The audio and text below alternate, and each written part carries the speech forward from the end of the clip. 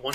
So for this video, I'm going to continue to talk about ISO 9001-2015, specifically clause 6, which is looking at planning, which is very important. If you aren't planning correctly, you have the high likelihood to fail.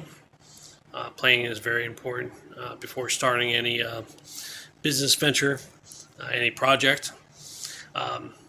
But let's look a little bit at one of the subclauses, 6.1, which is actions taken to address risk and opportunities. And there's risk in everything we do, whether it's driving to and from work or in the workplace, which could be a lot of quality risks, safety risks, environmental risks, IT risks. There's so many out there, but we're talking about quality. So think of your quality risks when you are focusing on your quality system. But for this clause in particular, you need to design a way of tracking those risks so that you can mitigate, if not eliminate it. Okay?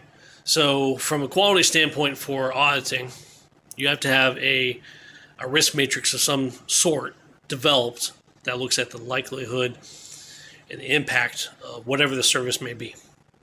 All right. So if there's a high likelihood and a high impact of whatever that service is, that's going to be a negative impact, I should say, to the customer or client, then it's a high risk. If it's a low likelihood, a low impact of something negative occurring, then you may be in a low risk situation, but that is all based for your audit surveillances, whether it's a quality individual or program manager, whoever is designated to keep an eye on whatever the service is. So just remember that you need to look at all risks along with ways to mitigate them, but also opportunities for improvement. That's why it's important to have an improvement program of some sort in place for your business, because you need to be looking at those opportunities to improve upon your work, whatever it may be.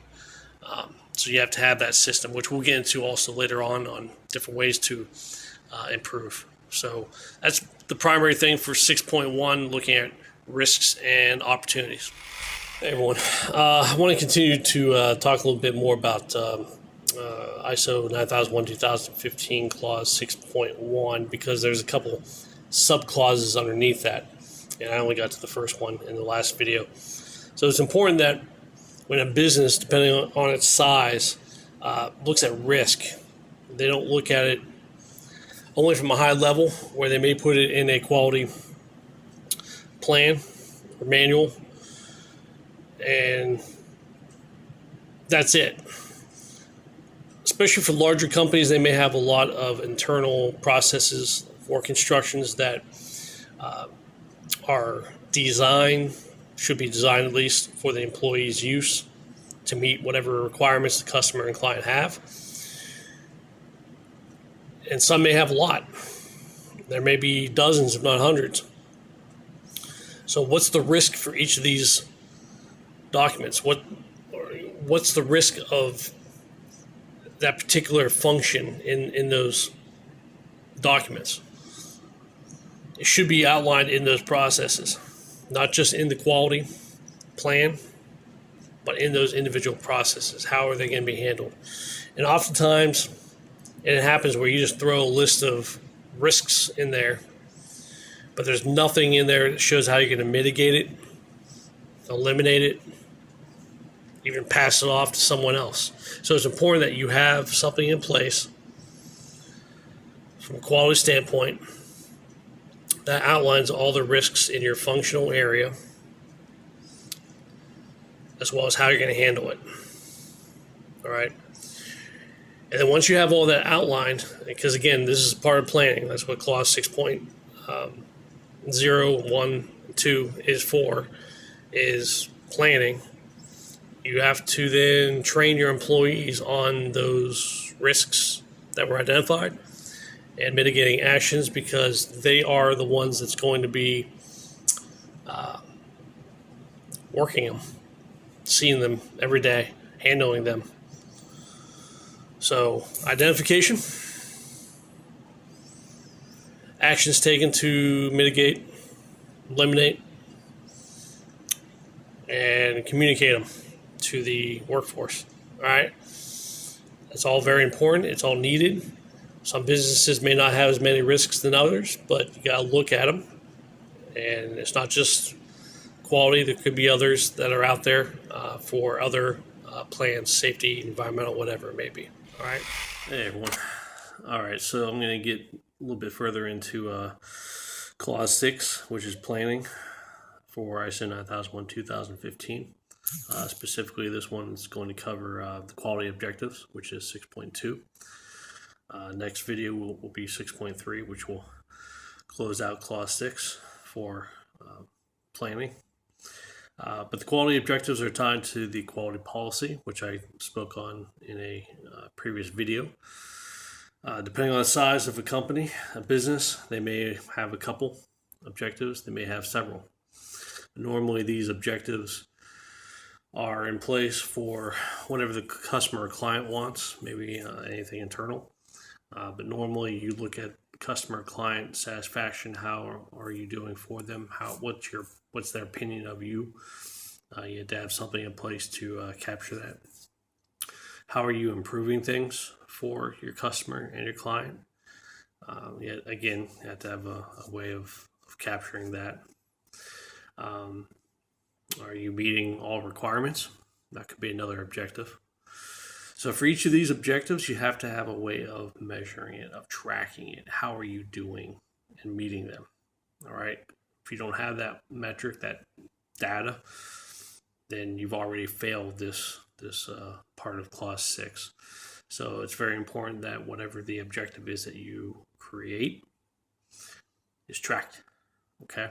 And you can also track this during management reviews, which will be a future video as well. So you can keep an eye on it and make sure it's being followed. All right. So just make sure that whatever you create is being tracked. Okay. And it's all for your customer and your client in the end. All right. Welcome back. So this will be the final video for the ISO 9000-2015 Clause 6 discussion. 6.3 is the last subclause under planning, and that is the tracking of changes, the planning of changes. Now, change happens all the time, whether it's in our work life or our personal life. In theory, change should be easier in our work life because you should have a system in place to track change, because change happens in everything we do, right? So from a business standpoint, if you're interested in a quality management system and in following ISO 9001-2015, you have to have something in place to track that change. So if something comes from your customer or your client or maybe even internal, there has to be a way to talk about it, to discuss the change, to make sure that the change is controlled, documented, communicated, which is very important because oftentimes change happens and no one knows about it, and that's a serious problem. And I see it happen all the time.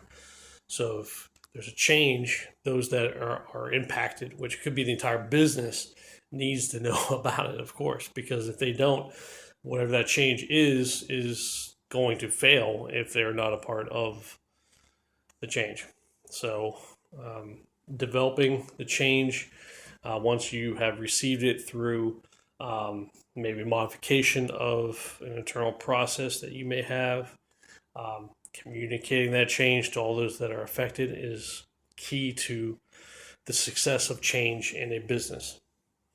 So just remember that 6.3, planning of change, is quite important because change happens all the time and you have to ensure that it is planned properly, and communication is a big piece of that. So just remember that when something comes down the pipeline in your business and you handle it in a proper way. All right. And sometimes change from our customer and client might not work, and we have to go back to them with the reason why. That's why discussion is important. All right. So that's it for Clause 6 of ISO 9001 2015.